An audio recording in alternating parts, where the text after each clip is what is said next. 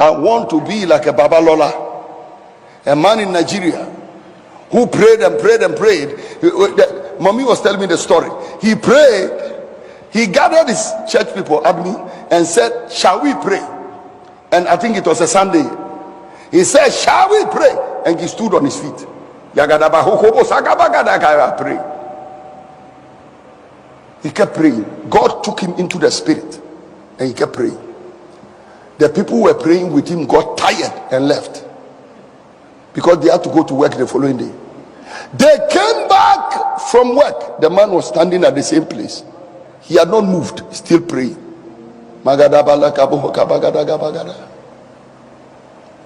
They went home again, came back 3 days.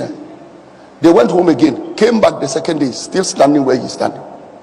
He hasn't eaten, he has not bathed, he hasn't changed his clothing. They went home again, went back to work, returned the third day. The man was still standing there. Tell me, if you are following such a man, if you will not be revived. Then I'm looking at, oh come on, you can clap. And I'm looking at myself and I'm saying, Father, this is what I want to, this is where I want to go.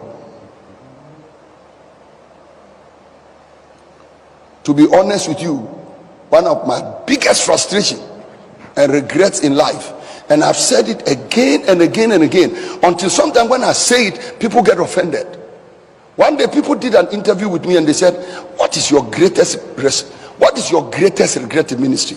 I said, starting a church. They said, is there anything if you were a minister and you were starting again you will not do? I say yes. They say, what is it? I said, starting a church. I don't want no Fountain Gate Chapel. I don't want no EAM. I don't want no desert pastures. Oh Jesus, if it's left to me alone, no organization to handle, let me just walk with my briefcase like an Elijah. Walk with my briefcase like Elisha. Let me walk like a Moses with my staff in my hand. No organization to think about, no human beings to organize, no people to force to do what they are supposed to do in order to see the glory of God. I don't want a congregation I must tell when to come to church, tell them when to pray, tell them when to fast. No! I wish I had the freedom of Elijah. No church. John the Baptist had no church. And for your information, Jesus did not have a standing congregation. He didn't think about electricity bill. He didn't think about light. He didn't think about camera. He didn't think about people's social security and income tax.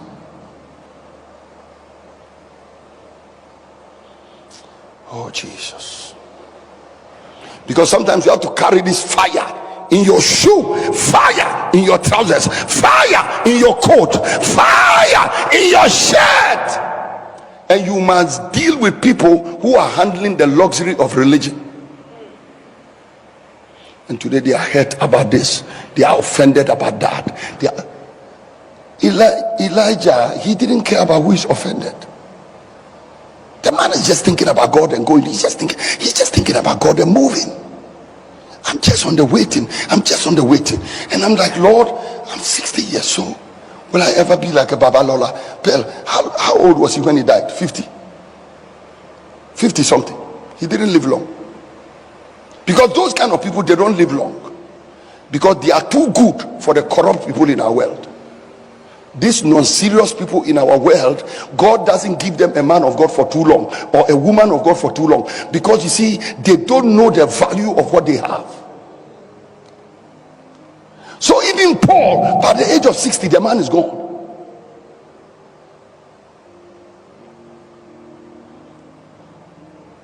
Clap your hands.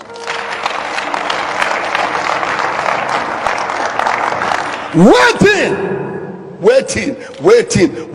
You are waiting for something to happen. Oh, I'm just going to pray for 1 hour. No.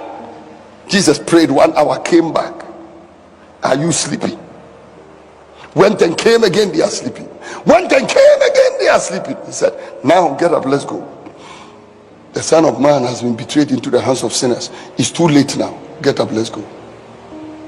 I gave you 1 hour, you didn't change. Gave you another hour, you didn't change. Gave you another hour, you didn't change. Now it's too late. Get up, let's go. Waiting.